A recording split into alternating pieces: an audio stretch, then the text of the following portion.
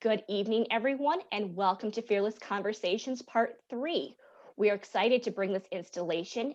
Tonight's topic is branding. And as we know, the Fearless Conversations is about what conversations do women lawyers want to have with colleagues that always seem to be on replay, and what are some lawyerly topics that we only openly discuss in our homes, but sometimes avoid at the office.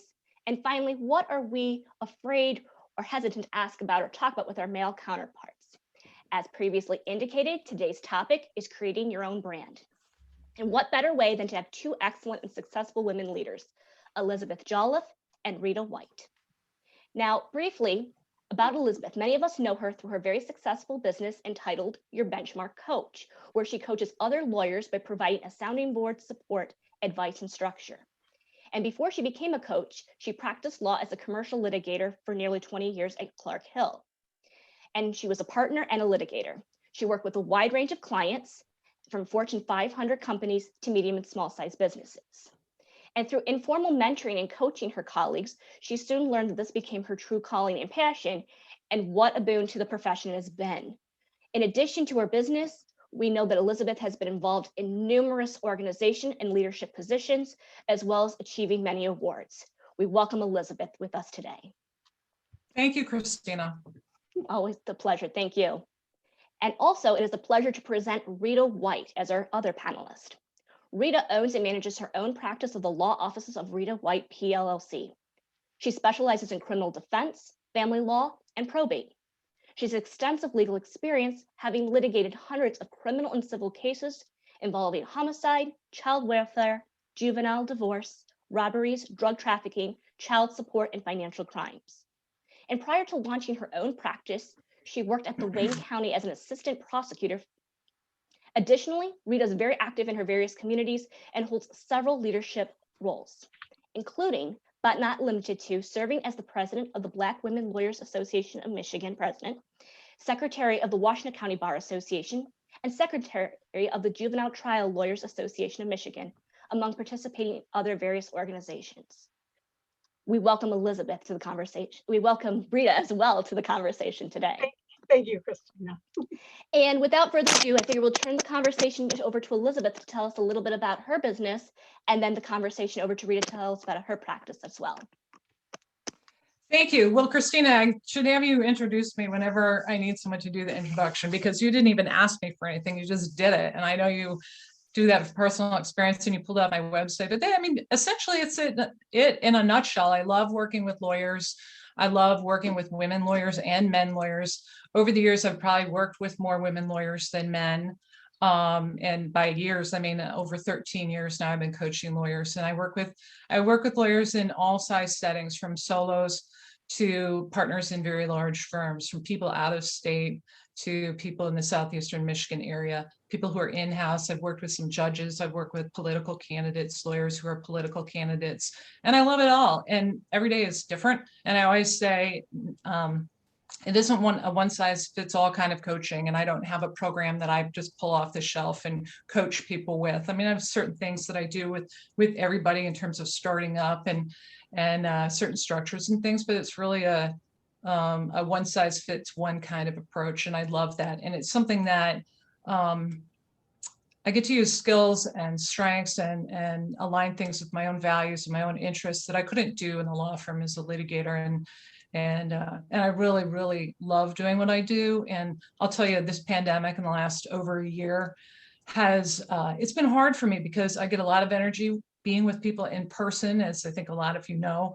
And I haven't done very many of these types of Zoom presentations. They're not really my thing. I know they're not a lot of people's things, but I get so much energy from being with people in person that I've really, really missed it. And I'm so looking forward to getting back to things in person. And I'm sure like many of you feel that way as well. So thanks for having me here, and I'm looking forward to our conversations. All right, I guess it's my turn. Hello, everyone. Yes, I know Elizabeth very well. She actually was pretty much a springboard, very mentor, inspirational to me, beginning and starting and crafting my practice, as it was relayed by Ms. Blauis, Attorney Blauis, Ms. Blauis. I was worked for the government. Back in 2001, when I graduated from law school, I began working as an assistant prosecutor. So I stayed there for a little close to 10 years. And then I transitioned into private practice. And it was interesting because as a prosecutor, I wasn't a person that networked, went to association or organization functions and just spoke with different attorneys. It was just like really one box. I was in one box. I was at the office, and then I came home, at the office, and then I came home. So after I transitioned out of the prosecutor's office, I was invited to an association meeting. It was a University of Michigan alumni meeting. And so at that place is where I was then referred to actual organizations in Washtenaw County, such as the Women Lawyers Association and the Vanzetti Hamilton Bar Association. And from there, I springboarded into getting to network and communicate with attorneys and getting to know more about the legal community through that avenue. So I've been in practice. I also was able to expand my practice area from just strictly criminal matters to, as Ms. Blauis indicated, family law. I'm very heavily in family law. I handle a lot of child welfare matters on a daily basis. I handle a lot of appellate matters also relating to child welfare cases. I also handle, as it's been said, I do a lot of criminal defense. So those are my main areas of specialty. And other than that, I've just been very, very happy, and very quality of life has improved tremendously working on my own. And I think it just has a lot to do with communicating, and just networking is a big piece of how I've been able to really expand my network and my horizons. So I'm happy to be here and happy to speak with everyone so we can have a good, nice conversation. And it is truly an honor to have you both presenting here today. Rita, I think you started the conversation talking a little bit why you started your practice, but if you could tell us a bit more about what led you to that and the fundamentals of starting your own business. Well, as a prosecutor, I'm clearly litigating in court on a daily basis. So I'm handling dockets and I'm observing different attorneys doing their thing in court. So through that 10 years that I was with the prosecutor's office, I was watching defense attorneys and seeing how they were just able to maneuver around with their practices and understand everything that they were doing in terms of the pieces of the law, and be able to network with different, excuse me, she got in here, network and just be able to just see how they were so independent. And so I received feedback from the prosecutor's office, some of my colleagues in the prosecutor's office, and I also did receive feedback in terms of defense attorneys. So my actual ultimate goal when I graduated from law school was to start my own business. But as a prosecutor, I was young. I was 25 years old. I was a little baby attorney, so I was kind of intimidated, shy, and really my social skills, I didn't believe were strong enough to really be able to sit down and speak with a client and garner my price, garner my hours, and have them sign a retainer and actually have them provide me payment. That was so scary to me. But from the point that I had been practicing and prosecuting cases for so long, I developed the confidence and the wherewithal to then transition into my own practice. So ultimately, it started, as everyone pretty much advised me, most of the people I talked to, it didn't start that day that I just started booming with business. It was a progressional process. And as the time has gone on, which is about over 11 years now, I will not go back. So that's mainly why the experience I learned as a prosecutor was really what helped me boost me into understanding how to be in private practice and really understanding the law that I'm going to be practicing as a private practitioner. So I think that experience really helped boosted my confidence to transition into private practice. Awesome, and what a great story. Turning to Elizabeth, she also comes to us from a background of litigation, but from the civil side. Can you tell us a little bit what led you to start and form your business?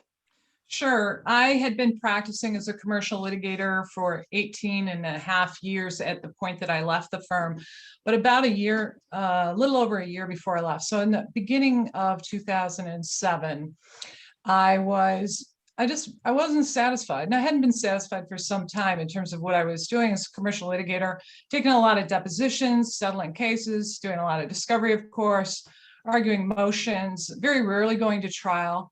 I loved working with witnesses, doing investigations at our corporate clients, doing big spreadsheets of witnesses and going out and going to Chrysler was one of our biggest clients, and working with people at our corporate clients, all the different types of people who work at places like that. And I loved all of that. But I was just thinking about my career. It wasn't satisfying. And I've talked to so many people since that time who find that their own careers aren't satisfying in certain ways. And for me, it's because I wasn't using all my talents. I didn't think I was using all my strengths. I was very good at taking depositions and settling cases and getting information from witnesses and things like that. But I thought, like, is this all there is? And I could see looking ahead that we weren't going to start trying a lot more cases. And I had more trial experience actually than the cohort of men who were basically my age and had practiced the same amount of time. So I was really actually in a better position, but it just, it just wasn't enough. And I felt like, I've got whatever, guess I was early 40s at that point. And I was thinking, I've got whatever, close to 20 years more of practice or more than that. And like, what am I going to do? I want more than this. And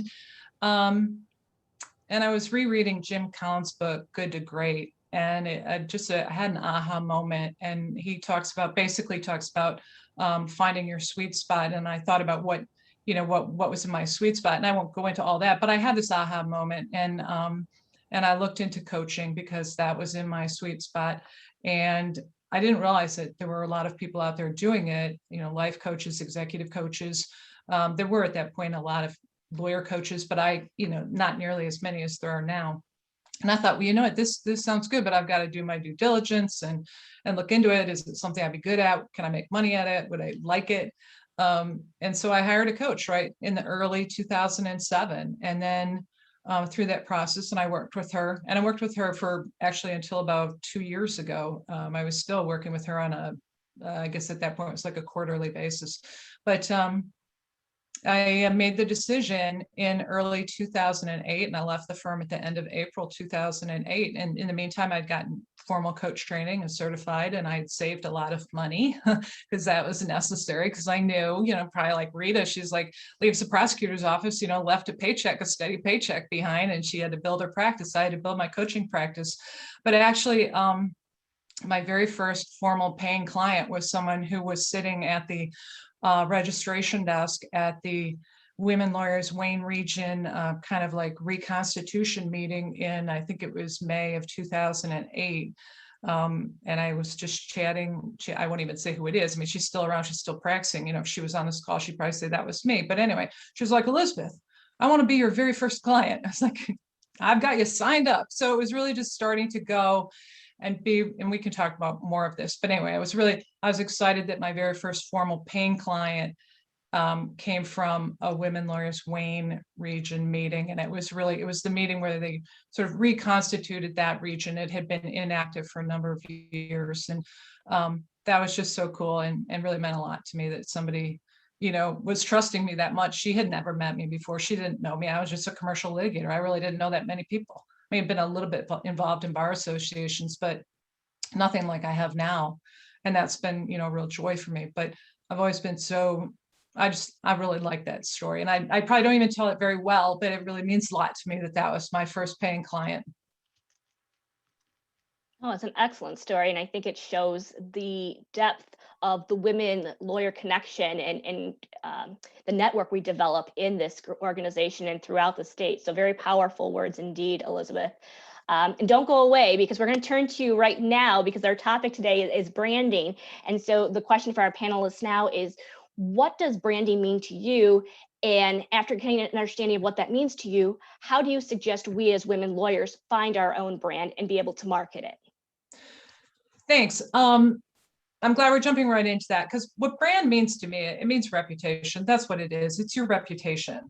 I mean, we can think about brands of companies, whether it's Nike or McDonald's or, or it's an athlete, LeBron James, or, it's a political candidate or whatever, but it's their reputation, what they're known for and what they offer, right? So for lawyers, it's what are we known for and what do we offer? And are we known for what we offer? But it's also our reputation in terms of the service, who we are, how we relate to our clients.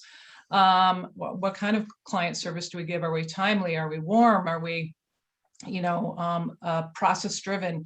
Whatever our reputation is, I believe that is, think about your brand as your reputation. And Rita's going to have something to say on this too. I know, because we had a great conversation this afternoon about this, but staying on top of your reputation, making sure you maintain it is really the most important thing. And I'll just say right now that in terms of getting your brand out there or your reputation out there, developing your, your client base, it really, really depends on getting known, liked, and trusted, because people do business with people we know, like, and trust. We do business with businesses we know, like, and trust. We go get our hair done based on, we know people who go to, whoever over there at that salon, and we like how our friend's hair is. And we go, who does your hair? And then we go like, oh, I want to go over there. And of course our hair is not going to be the same because it's different hair, but whatever, it's like we do business with people we know, like, and trust, or who people we know, like, and trust. And that's why the big, powerful commercial brands is because we know that when we go to those places or buy those products, we can rely on the quality of those products and what we're going to get, or the quality of that service or whatever. And it's the same with lawyers. And it's the same with me in terms of the service that I provide and the coaching I provide. And so for lawyers, you think about it as your reputation and how do you become known and liked and trusted. I would echo into Elizabeth's and statements regarding branding. I do believe that branding is really converted, and really it's about your reputation. In my practice, what I've come to learn and experience is a lot of it is your reputation based on how you actually work with your clients. You just always have to be on the path and the goal to make sure your clients are properly and effectively represented. What I have noticed through my career is that, or not noticed, but experience, is that being in a courtroom, even though you may not be aware, but people are watching you 24/7. And they're watching you to see how you're presenting yourself to the court, how you're advocating towards your client, on behalf of your client, and attorneys, judges, people in the actual audience are watching you. And a lot of that really helps your reputation, because if people see us, especially as women lawyers, not able to properly represent, not able to properly communicate and advocate for clients on the record, you might be able to out in the hallway, but on the record in the courtroom, they see that and they take note. One thing that I've observed is that a lot of times when I'm advocating for a client, sometimes I'll walk out in the hallway and someone will come up to me and be like, wow, you were good. Or they'll give me compliments. So people don't, and that helps boost your reputation, because then that leads into more work coming for you.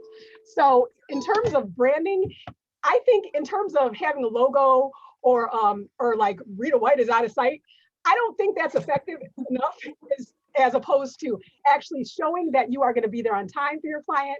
You're going to answer every call, maybe not right when they call you, but you're always basically very accountable to your client, because you will see how much that goes and your reputation will grow as the years pass by. So I think in terms of branding, you just have to really focus on the fact that wherever you are as an attorney, as you're practicing, you are going to be observed to determine how a person can possibly contact you because of your high reputation to represent you. So it's a big issue in terms of branding, to make sure that you're always at the highest standards whenever you're practicing or speaking with your attorney or consulting. So it's important. Fantastic. And I love the theme of reputation, and then the solid examples by both of you. I really liked Rita's analogy with being in the courtroom and kind of seeing what an attorney's in action, and also with Elizabeth's example of knowing, liking, and trusting someone. Very important takeaways. With respect to running your own business, how do you measure success? I'll toss it over to Rita and follow up with Elizabeth if she has some follow up with that. Well, when I started, I was very blue chip. I was very new. And so my look at success was, oh my goodness, look at Sam Bernstein. Oh my goodness, look at Jeffrey Feiger. They're doing so well. That's success. But as I've been practicing and learning about how how everyone's been practicing and how I've been actually working with my clients, success goes on an actual person-to-person basis. It's really how you feel your success has been with a client, such as myself. Not because when I was a prosecutor, for example, I viewed success as how many jury trials were you able to win? How many homicides were you able to have guilty verdicts on? As I'm looking at that in hindsight, that is not the actual, the title of success. And that was, as a prosecutor, that was pretty much what I was perceived to actually identify as success. And as a private practitioner, my success is for advocating for my clients. I'm not looking to receive an award or receive a notice on the State Bar website that I won this big award. That's not success to me. Success is, like I said, advocating for your clients, making sure that they're satisfied with your representation, and making sure you know that you've done everything in your possibility as an attorney, advocating and representing for them to make sure they get the best results. So I take it on a case-by-case basis. I don't have a little checklist or a number list like, okay, 1, 2, 3, 4, 5. Okay, I got a not guilty, 1, 2, 3, 4, 5. Okay, I got his or her child back. It's a full rounded process. Is this actual client satisfied with our communications? Does, as Elizabeth said, does this client trust me and my work that I'm providing for them? And am I accountable to the actual client to actually come to a very, very strong and successful and basically beneficial result? So I think it has a lot to do with just how you feel you performed in terms of your clients and how you feel you basically are performing on a day-to-day basis in your workload. Because a lot of us attorneys, we have a lot of special solo practitioners. We have a lot on our docket sometimes per day. And we need to make sure that we can manage our dockets to make sure every client that we represent, we're not calling into the court and saying, we're going to be late, we're not going to be there. We have to make sure we're accountable one way or the other. And to me, that's the ideal of success.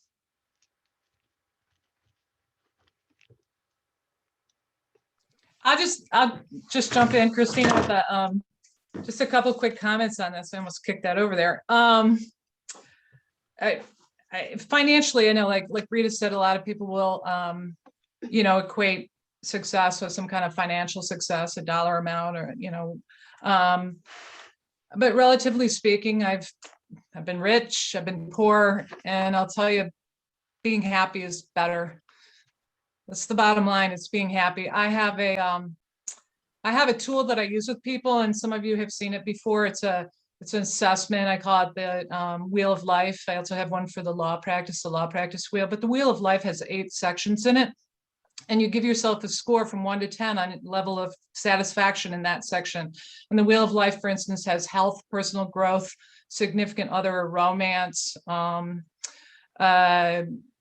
career, finances, forgetting a couple other things. But anyway, you score yourself from 1 to 10, your level of satisfaction in those areas. And then you draw the new circle and you see how big is your circle, and would you have a bumpy ride? Like, is your health like an 8 or a 9, but your fun and recreation is a 2, or your personal growth is a 4, and your finances are a 10, but so you would, if you draw a line, a new perimeter that connects all those dots, you'd see like you might be having a bumpy ride there.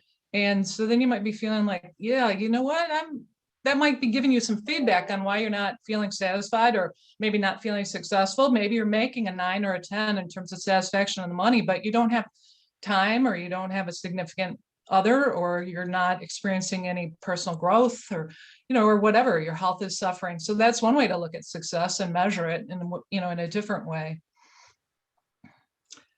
And as Rita said, I mean, it's your own definition of success. I had colleagues at the firm who would say, like, I'll never be a success. And I would say, what's your definition of success? And then they would realize, like, oh, well, what they meant is they'll never be the equity partner there at that firm that they want to be. It's like, well, do you really want to be? That's, and then they would take a new look at it, and they'd look at it with their values, and they'd see, and they'd figure out what is their definition of success, maybe not necessarily what it takes to be quote unquote successful, the top tier equity partner at that particular firm. Excellent in different areas of the law. If we have the ability to kind of pivot with the topic that came as a question about delegation. As women that are not only successful at your businesses, you're also successful in leadership. And there's almost a notion that men don't have to delegate in the same way that women. When women are in a business, they're expected to be able to make the copies, talk to people, and kind of do every step of the process. And so not only being business women, but leaders as well, what advice or information could you share with our audience about the role of delegation, and how can you do that successfully? Sure, I will jump in on that, because Rita and I talked about this a little bit earlier. First of all, I don't know how often that actually happens. I have worked with a a fair number of younger, newer female lawyers who've been in situations that are very, very small firms, say working with a solo male practitioner who's much more experienced. And maybe they have been, I think they have been more like a personal assistant and done various things. I mean, nothing improper, but things that they wouldn't think they would be doing when they went to law school. And that's a situation they're in and they have to deal with that. I mean, the easiest thing one of the easiest things in the world to do is to make copies, okay? If you're in a situation like that with someone, and I do, like I said, I've worked with women like that, get as much as you can out of that situation, working for that person, learn what you can learn as a lawyer and move on and get somewhere else where you can continue to grow as a professional. I think though that if you spend time in other situations thinking about like, why am I doing this when I should be delegating it or whatever, it's irrelevant what the men are doing. It's up to you. Delegation is a muscle. And I've worked with a number, actually men and women on this. Delegation is a muscle and you have to exercise it to make it strong. And if you haven't been using it, you got to start somewhere. And so I have worked with people and they have taken on the homework of delegating one task a day. That's where they've started. They have to make sure they delegate one task a day because that's the way they develop the delegation muscle. And then just like lifting weights or doing whatever, or running or something, you can lift more or you can run farther, the more, the stronger that you get at it. And it's just something you have to do. It's like public speaking. Maybe at first you're scared of public speaking, start small, and start practicing that muscle too. And it gets better, it gets more comfortable. And I know that there are lots of questions related to, well, men in this, versus women that. It's irrelevant about men and it's irrelevant about other people. It's about you and you being proactive and productive with your time and effective with your thinking and effective with your time. You don't want to waste time. Have a growth mindset, have a productive mindset, and do what you need to do. What's the most important thing for you to be doing with your time and stick to that and have the confidence in yourself and the competence that you do have, and it'll continue to grow, but find where you have those nuggets and build on those. Yes, in terms of delegating tasks, I look at it as how we are and how we are. We're professional, we're licensed, we're educated. We run our own show. You run your own show. It's your decision whether you want to delegate tasks or be the one to receive the task to perform. So what I look at it as, it's just how you communicate and how you actually respond or communicate the request for delegation. That plays a lot. Communication is a big role. So sometimes you have to actually, even like Elizabeth said, in terms of men and women, in my opinion, it really boils down to the person and their personality. Because I've had several men attorneys that I worked with that they'll ask me to delegate, such as they'll want me to file something to the clerk's office for them. And even though they're telling me, I'm evaluating the circumstances. Sometimes some of these attorneys, male or female, can't do it. Maybe they're elderly or they don't have really technological skills to do it. So I don't look at it as like, okay, now they're telling me what to do. I actually analyze the situation, and either way I do it. And I don't feel that I'm being told to do this because they perceive I'm lower than them. I just do it. And the main thing that I look at is that when you delegate tasks, such as I have to delegate tasks as a president of the Black Women Lawyers, I delegate a task to the media specialist to send in e-blasts and notices, and I have to correct her. And the way you delegate the task, I think, is the main factor. As we've heard of stories of bosses that'll pretty much go do this, go copy this, bring it back to me. Really, the way they're communicating, that's the effect that it has on us. But if it's in the opposite way, is can you please make this copy? I just don't have time now. Can you help me? You're going to perceive that differently. So I think the whole delegation is it how it's perceived. So I do too look at it that it's not necessarily, in my opinion, as times are changing, the gender issue, I don't think it is as prevalent, especially in our profession, because we all know we have a task to do. We all know what the end goal is for the delegation of tasks, the goal is for all of that to be done if we're doing it, because clearly we know why we're making copies. We know why we're reading, we're basically doing a lot of case review for this purpose. So if we're all working for the same goal, I don't think there's an issue that we should be feeling like we shouldn't be doing this, because it's a team approach. So overall, delegation of tasks, if you're providing it or basically taking it in and having the delegation to do it, you have to be doing the actual delegation. You have to actually look at the purpose. And then if you're providing or you're delegating, be very mindful of how you're communicating the delegation, because I think it's all about respect. Excellent examples from both. What I'm hearing is that it's really individualized and not so much gender based. So I'm going to rephrase my next question as I'm thinking about it. I wanted to say, what are some examples that women tend to undervalue themselves? But let's just take it as individuals. How do we tend to undervalue ourselves? And what advice do you have for us to be better at self-promoting and self-advocacy? Well, in terms of undervaluing, I think it's basically, as we know, humans in and of itself, we have that, brain piece where we can become insecure or possibly jealous based on observing an attorney that comes in flashy, looks like they have a lot of clients and they have a good relationship with the judge. And then we look at it like, how am I going to get there? And then you begin to undervalue yourself because you look at the person that looks like they have way more experience, is going to have a lot more success, which is individualized case by case, what you term is success on the other, that you start looking at it like a little insecure because you don't know if you could rise up to that level. But one thing you have to be very mindful of is its confidence in its experience and its learning. As I personally started back in 2001, I was like, how am I going to be able to have a large amount of clients? Look at all these attorneys. They're doing great. How am I going to be able to do this? But what I realized through my process is that you have to be patient. You have to be very patient. And you have to sometimes reach out to these people that you perceive as you're undervalued by, because a lot of times when you reach out to them, they will communicate to you what they're doing and how they're operating their practices. And all I've learned from this whole entire process is that you need to communicate and you need to build your experience, because undervalue is what's going to push you back. If you keep that confidence and keep moving forward and use that confidence to speak to other attorneys in different areas, observe other attorneys in different areas, and actually even approach the judge, don't be afraid to, because that's going to boost up your confidence and your ability and your acumen to be successful in the way that you perceive success. So undervaluing is something that's going to, in my opinion, slow you down. So never undervalue yourself. Just know it's all a process, that you're eventually going to get to a point that you're going to be satisfied with your success. So Christina, in advance, I wrote this really long list of how people undervalue themselves. Yeah, I could, Lauren's laughing over there. I'll give you just some really quick examples, but certainly not delegating is one of them, not using your time effectively.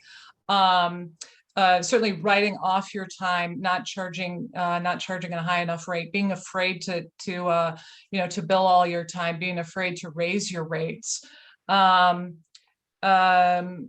letting coworkers use up your time, letting people come in and interrupt you and take up too much of your time, and you think, well, I'm a good listener, but actually look at, that's not the best use of your time. You've got to control your time. You've got to guard it like it's personal property. These things are hard and there are skills that you have to develop too, but these are just examples. Another example, and we've already touched on it, is thinking about things that aren't productive. Spending time, you get offended because somebody says something that triggers you, and then it sends you in a bit of a rage or whatever. And is that an effective attitude? That's not a productive attitude. You can sit there and be offended and own that emotion. Then you got to move on, because you're undervaluing yourself if that's how you're going to spend your time, because it's not productive.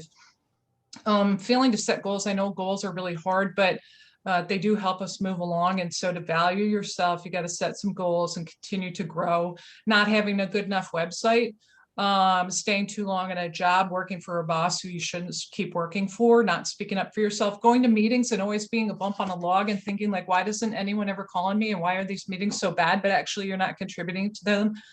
Those are ways that we actually undervalue ourselves, because we should say, you know what, our time is worth more than this. And how can I help? How can I improve it? How can I help the people who are around me? Awesome ideas from both. And kind of continuing the same topic of time, I want to be respectful of everyone's time here today. So our last formal question part of the presentation is an age-old one: work-life balance. As successful business owners, as successful leaders, what advice or commentary can you provide to us regarding work-life balance? Well, Rita and I talked about this earlier too, because neither one of us has children. We love them, but we don't have them. And I know that this is not just a child-related question, but I know it really does come up so much for younger women lawyers who have children, and how hard that is to balance. But it also comes up for me as well, and for Rita and for other people with older parents or our spouses or personal health or whatever, you need to have your work-life balance. But it really comes down, in my mind, to the women and the men that I've worked with. It's a matter of choice. You're making choices, and you have to be aware of that. If you take on a job where you're going to be working, billing 50 hours a week and working 60 or 70 hours a week, that's a choice you're making. And no, heck no, you're not going to have a lot of extra time and energy to spend with your spouse or your best friend or your mother or your children or whatever, if that's the kind of job you're taking on. And these are choices, and they're hard, and balance is hard. And work-life balance doesn't mean that it's that it's balanced, right? Equally balanced all the time. Sometimes it's like this, sometimes it's like that. But the biggest thing is to realize that you're making choices. And I say, like, take a hard look at your values and look through your values lens at the choices that you're making, and help, inform yourself that way. And it's not easy. And some things, have to give sometimes. Obviously, you're in trial, and you're going to give up a lot of personal time to get ready for trial and be in trial, for instance, or a big deal that's closing, or a new client you're trying to bring in, or whatever. But they're choices. Yes, in terms of work-life balance, as was indicated before, I worked for the government, and it was a pretty much 8:30 to 6 p.m. Job. And that's part of the benefit of being on your own in practice, independent, self-employed, is that you can kind of garner your own schedule in a way, especially in the beginning when you're starting off and you're not, you're building your business, that you don't have a lot of responsibilities to take on initially. But as time goes, you have to micromanage, you have to balance things out. And the main part that I see in terms of work-life balance is it's good to have a support system. And if you have a spouse, a partner, always try to work with your partner, because just for example, my husband has a very busy schedule and I'm not there, but I can see that he comes home very flushed, no energy. And then I'm there to understand and evaluate his circumstances and help him with, making dinner and stuff like that, just so, because he's very tired. And it's kind of vice versa. When I was working for the government, I wasn't married for a good amount of years, but that's part of the way that I kind of moved to transition out, because it was taking a lot of time out of me and a lot of stress. And I started developing health problems. So I think it's all about your choice, as Elizabeth indicated. It's your choice. You're employed here, but that doesn't mean you have to stay there forever. If it's something that's really wearing down your quality of life, look at your other options.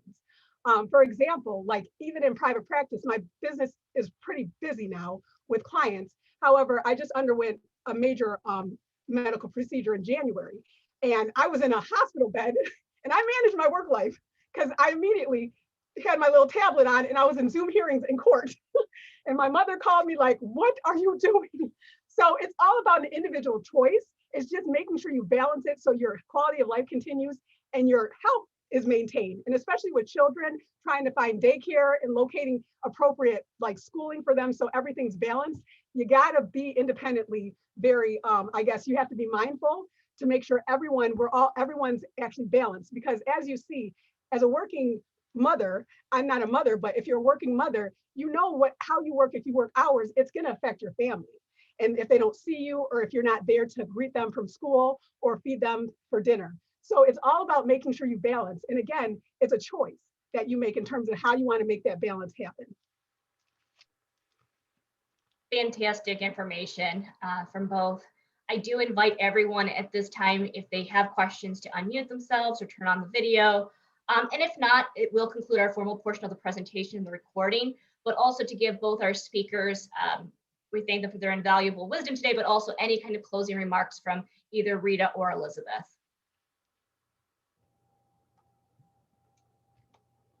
No. I'll say something really quickly. And hi, Elizabeth. Hi, Rita. Good to see you. For everyone on this call, you should just know I attribute so much of my success to Elizabeth, and she got me through some rough times and really helped the mindset shift to advocate for yourself, to finding that balance. So thank you, Elizabeth. And to anyone who's like struggling, she's amazing. One of the things you said that makes me think maybe I should come back to you is that when you undervalue yourself, or when you don't use your time effectively, you're undervaluing yourself. And I think that it's hard because as attorneys, we are trained to think billable equals effective, right? And I know so many associates who in their beginning years just put their head to the computer, mind to the work, and bill. And really that, in my mind, doesn't get them to success, and they don't realize it until many years later. So my question for you is, how can we help each other reframe what effective looks like, and what do you think effective looks like? That's an excellent question, Katie, and I love the way you framed it. And now we have to reframe it.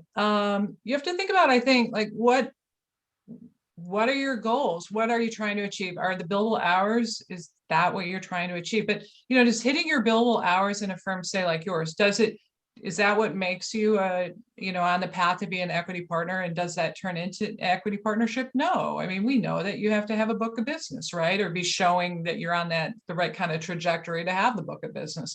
And so what are the other things that will lead to that? And it's certainly not just the billing. I mean, you have to be a good lawyer, and you have to have the hours and have the lawyerly skills, but being effective, in terms of how do we tell people what being effective looks like, it means having those relationship skills both inside the firm and outside the firm. That means you actually have to dedicate time to meeting people outside the firm and developing those relationships. And if your head is down, you don't have time for that. If your head is just down doing exactly what you're told all the time, you don't even have the opportunities for it. You have to push for those opportunities, right? And there's so much that goes into it. But basically it's like avoiding failure is not seeking success, right? I mean, like keeping your head down and staying out of trouble, that's not seeking success. That's not a growth mindset. That's not a productive attitude. That's not an effective attitude. And so is it, keeping your head down and billing your $19.50 a year? Is that seeking success? I mean, I would say like, okay, people in firms, if that's what required, or is whatever's required at your firm or that particular firm, you have to think, how many people got the success that you want by doing that? How many people stuck to that path and got to where you want to be by doing that? Or did they also do other things, right? Did those men or women become the partners with a pretty good book of business and some clout and some leverage at the table on the executive committee? You're on the executive committee now, aren't you? Katie? January. Since January? Yes. And yeah. See, ramping up. I mean, my billables have tanked and my management responsibilities have increased, and it's a little bit getting back to normal now. But it's exactly what you're saying, that the structures are in place to incentivize one thing, but the actual advancement track is oftentimes another. And so they should, so like they should look at you as an example, and be like, okay, so somebody at Madden Hauser, if they want to know what's effective, right? Or how should they use their time effectively? Let's say, talk to Katie Brown, look where she is now. Is that something are you interested in, that kind of track? Talk to Katie and see how she did it. And talk to people at other firms. Or if you're a solo and you want to know how to use your time effectively, talk to people like Rita and others. And many people on this call here could have the right idea and do know. And there's so many of us, and Women Lawyers is a great place. These kinds of conversations, these fearless conversations and other ones, is a great place to learn how to be effective and what effective look like. I mean, I can tell you how to be effective to become like, a leader of a number of bar associations, but if you're interested in that, I can tell you about that too. But anyway, that's a good question, Katie. Thanks for asking. Well, I'll piggyback on that in terms of, I know Elizabeth is great. She helped me too. Elizabeth is very good.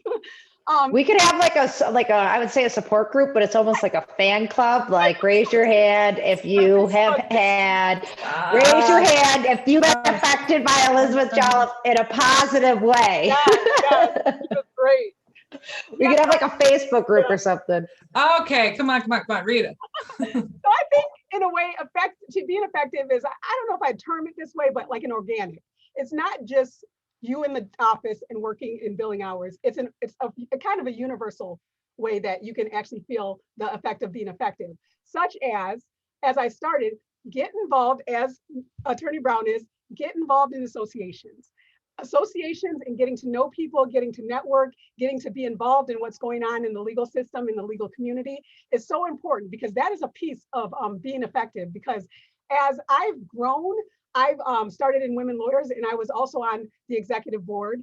And it's just interesting how I've been able to grow and become a leader in Vanzetti Hamilton, which is a minority in our Bar Association. Now I'm president of the Black Women Lawyers Association. And also I've been able to build my practice through that too. So I would just really focus on making sure you attend meetings, events.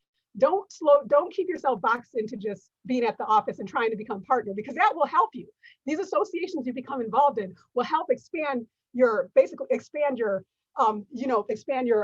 visibility to other attorneys and other organizations and your employer when they see, look how active this person is. And one thing I want to also, when you're in these organizations, when you're at these events, or you're asked to be involved in these events, always make sure you set your boundaries. Because one thing I got caught up in is yes, yes, yes. And then it made me a mess. So if you develop boundaries, but just make sure you get involved and always make sure it's done on your terms, because that's how I believe you would be effective in your practice. Because when you are in different organizations, you're able to consult and meet and become friends with different attorneys, that you get to know what really you're at a firm, and maybe people in your firm can't communicate with you, really tell you effectively what you're dealing with or what you should do or how you should handle that situation that you're within the firm, such as trying to attain a partnership. If you're in associations, you're going to talk and meet different attorneys that may have gone through the same situation as you, and that will help grow your effectiveness overall, that you independently will be satisfied with. I guess I wanted to add something just from the client point of view. For me, what makes an effective lawyer when I hire outside counsel is, do they understand my business? Do they understand my risk tolerance and the work product they give me? It's one thing for it to be like completely thorough and effective, but if I have to spend an hour and a half shrinking it down to business friendly language for my clients, then is that really effective? And I've gotten work from people like in that manner, and that's probably the last time I'm going to use them. So just understanding your clients and their business and what they want, I think will also help you be more effective and efficient. I agree. Yeah, absolutely, Cicely. Like being effective with your time on behalf of your clients. You're billing your hours and you're thinking like, oh, because of my firm, I have to bill 8.5 hours a day. And it's like, well, is that the goal? I mean, whether it has anything to do with making partnership or not, it's like, what did you do with the 6 hours that you billed for Cicely, right? I mean, was it good work product that you gave her, and did it, was it really worth 6 hours? And really just being effective as a lawyer, the best use of your time. Is this what I should be doing for Cicely with this? Could I be making a much tighter, memo and legal recommendation for her with this time? Should somebody else be doing it? I had a client who actually discovered that she had a little too much tension with one of her clients, and she realized that it would be better if she delegated the matter to one of her colleagues. And it was much better for the client, because that person, her colleague, part of it was sort of a personality and just an approach to things, and it was a much better fit. And so she kept the client, the firm kept the client, it was her client, she kept it, but the main contact now was her colleague. And she recognized that that was the best way for her to be effective and for the firm to be effective for that client. And Cicely, I don't know if I can call you out on this if you want to talk about it at all, but like, you've been very effective at building on the steps in your career path. I mean, you really have like built, and you are where you are now. And I don't know if you'd be willing to say anything about that, share that. I mean, I just, I had a goal when I graduated from law school in 2007 of being a corporate attorney. But 2007 was a hard year, so I got a job where I could in government, in the same industry I was before law school, and a very specialized field, FDA law. which isn't a lot of area here, but just step by step and meeting people and following what kept me interested and what I find passionate about, and meeting people and trying to figure out, okay, well, you're a hospital, but you do clinical research, so maybe I can work at providing counsel to your IRB and your researchers. So I got a job at Ascension, and then from Ascension, I had interactions with people at Walmart. So now I'm an attorney at Walmart, and this year I was able to use like my FDA experience, my research experience, my general health law experience to support Walmart in their efforts with the pandemic and COVID testing and vaccine rollout and pharmacy operations. And that's been like my world for the last year and a half. And when I went to Walmart, I was like, what am I going to do at Walmart? But it was like completely perfect because I also have a master's in public health. So like you couldn't have asked for like me being in a better place. And I took the job and I was like, I have no idea what I'm doing here, but it sounds like a good opportunity. I'm just going to take it. If it doesn't work out, I'll find another job. That's fantastic. Thank you for sharing that. Yes. Yeah, I think it has a lot to do with creating boundaries. And if it's a business that's being proposed to you and isn't something that you're comfortable with, or it won't really help, effectuate your progress at that moment, that's why we're here. We're all attorneys that we practice in different areas. Referrals, referrals, referrals. That's why it's good to get involved in these associations. So even if it's not in-house, that you can find someone to take on the work, we can always refer them to attorneys within our organizations or associations. So I think it's really good to do that. But one thing that I learned from receiving like possible business from other from clients outside, especially when I started, but even now, I'm part of ICL.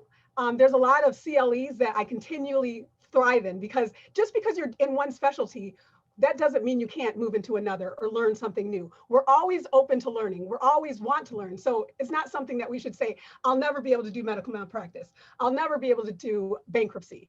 That's why it's so good to continue CLEs. And I've been a partner with ICL since I started, and that's one of the best resources. So I think if it's something that someone comes to you, maybe you could, if it's something you're looking to learn in that area, get involved with a CLE, ICL, to really learn and maybe shadow with the person. So that's another piece that you can use in your resume and your experience background when you want to market yourself as another experience specialty that you have in your pocket.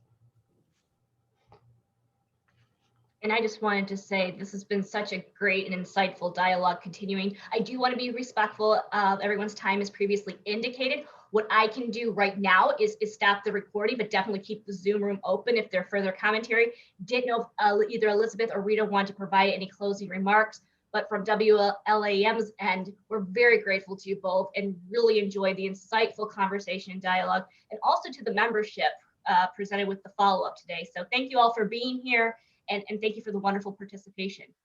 Thank you. Thank you. Good job, Thanks. Christina.